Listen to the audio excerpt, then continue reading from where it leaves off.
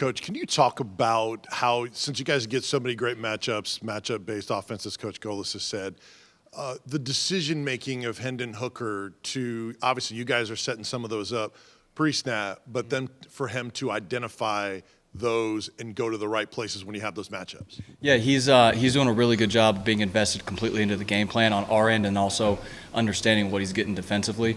So what you're seeing is him, when the stuff that we do set up isn't there, which is him getting us right a lot of the times on the back end of that. So you see him getting to his second and third read. You're seeing him check plays at the line of scrimmage, and then the defense check out, and then he gets to the check off the check. So he's doing a lot of pre-snap operation at a really high level, which is why he's being extremely successful post-snap.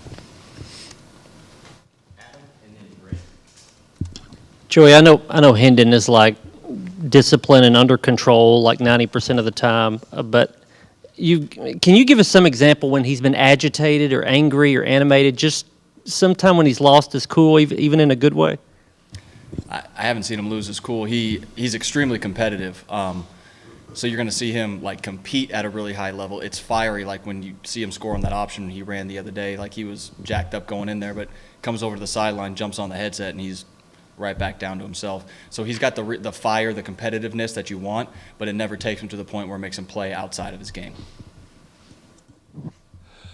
Joey, he's so many explosive plays. You know, fans just throw it deep every time. How impressed have you been with Hendon's patience with that decision making? To take the easier throw, to check to the run when the box is light. How impressed are you with his patience at the game? It's been great, and we've had the conversation that as you start having success, especially in this style of offense, a lot of guys start to get greedy. And you're not seeing that from him at all. You're seeing him check the ball down. You're seeing him find his tight ends, his backs. You're seeing him get to comebacks, all that type of stuff. When, sometimes it'd be easy just to drop back and try to throw it as far as you can to Jalen. But he's not just launching the ball when he does it. When he's taking his shots downfield, it's calculated, it's made sense to him, and that's why you're seeing the completion percentage down the field at such a high clip, because he's not throwing it for the sake of throwing it. He's throwing it when it makes sense. Joey, how many things go into getting a quarterback to make decisions as quickly as y'all need a quarterback to do that? I mean, I know it's not the only one. There's guys all over the place that have to on the offense, but how quickly or how much goes into getting the quarterbacks to do what y'all need them to do? It's a lot. It's a primary focus of our off-season training, which is why we do like our QB school in the summer, where it's all defensive recognition through absolute mud pictures, because that's what they see when they snap it. Our guys, they have to process faster than anybody in the country. That's a fact. It is what it is, because we're playing at a high clip, so they got to find muddy pictures and make sense out of them really, really quickly. His off-season preparation, I know I said that last time I was in here, has allowed him to see and dissect defenses extremely quickly, which is why when we're going fast, when it does look like a jumbled mess on the other side of the ball, he's still eye definition, discipline, knows exactly where he's going, which means his feet are in good position, which means he's accurate. So it's the whole system playing together like that. Rob, then Page. Coach, Georgia, I mean, if you look at it, obviously they're leading the SEC in defense, total yardage, but they don't make a ton of sacks. I mean, they don't force a ton of turnovers. That doesn't seem to go hand in hand. Are they just good enough to play vanilla? You wouldn't call them vanilla by any stretch. They're a really good defense. We all know that. They got guys that can rush the passer. They got blitzers. They got cover guys. You don't see a lot of flaws on their defense looking at them, especially from a personnel standpoint. They're well coached. They're in position. You see them flying to the football. That's why you're not seeing them give up big plays, give up a lot of yardage, just because they have a bunch of guys around the ball, and you see a bunch of guys that are well coached with really good eye discipline. So it's not as much like they don't get home or they don't force it. They're playing and they're making tackles and they're keeping everything in front of them and they're making guys snap it again, and then they're doing a good job of getting off the field on third downs. Hendon has recently emerged as the Heisman favorite. What do you think it is about with the voters or the bettors that they find Hendon to be so special to be maybe that first Tennessee player to get the Heisman? I think with Hendon, his numbers are speaking for themselves right now, and he's been in a lot of big games this year, and it doesn't look like any big game has been too big for him.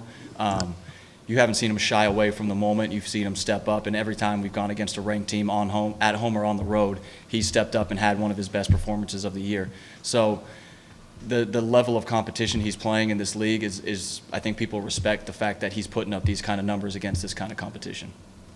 Patrick, then Ben. Coach, Jerome Carvin was in here yesterday and talking about how, from a leadership standpoint, Hendon, when he talks, guys listen, their eyes kind of light up, they follow him. At what point did you, from your vantage point, did you see that him get to that point?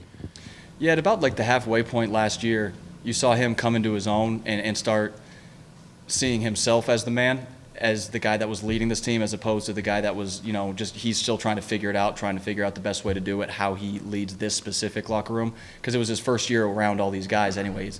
People forget that with him being a senior and sixth-year guy, that it was his first time around all these guys. So you still got to feel out the locker room and feel out how these guys need to be led and want to be led. So now he's completely taken that and he's ran it to a next level where now he can run it the way he sees fit, because the guys follow him because they know the way he works and the way he prepares and then the way he performs on game day. All that goes together with him being able to take charge of this team. With everything you just described, does that make Hendon the perfect quarterback, perfect player, perfect guy to coach up? I guess how big of a blessing is it to coach him from week to week? Like that, it's our whole quarterback room. I've told the guys that before. It's fun going in there. Like we have a bunch of good dudes in there that are also really good players, and they pull for each other. They're critical of each other. So going in that room is a blessing every day that I get to be here and coach those guys. Hendon specifically, but all 5 of them in that room. Last question to Vince. Joey, can you speak to that operation of having to go the fastest in the country, but with the coaches, how you guys merge all that together and do what you guys need to do as a coaching staff to make sure it operates all together, you, Coach Golish, Coach Hype, all that? So as we're putting the game plan together throughout the week, it's a lot of it because, like I was saying, of how the quarterback has to process this and how he has to see it, because the quarterback makes it go in this offense. It's always communicated like, is he good with that? So we take it into the meetings, we talk through it. Coach Golish and I and Coach Heupel, we all meet together like, all right, what is Hendon like? What do the quarterbacks see? How do they see it? If they're not comfortable with it, it's gone. So it's a good communal effort to get to the best possible solution on a Saturday as a staff. And on game day calling it, I'm sitting there just trying to give out like where bodies are as fast as I can, communicating to Hendo after the drive and talking to AG, saying like, hey, this is what he's seeing out there. He wants to get to this. Cool. Then we'll put some stuff together, talk back down to Hendon and say like, hey, this is what we're going to get to coming up. He knows what's coming and he's ready to go operate it. So it really is a true team effort from the guys down on the field to up in the box to all week leading up to game day. All right, thank you. Thank you.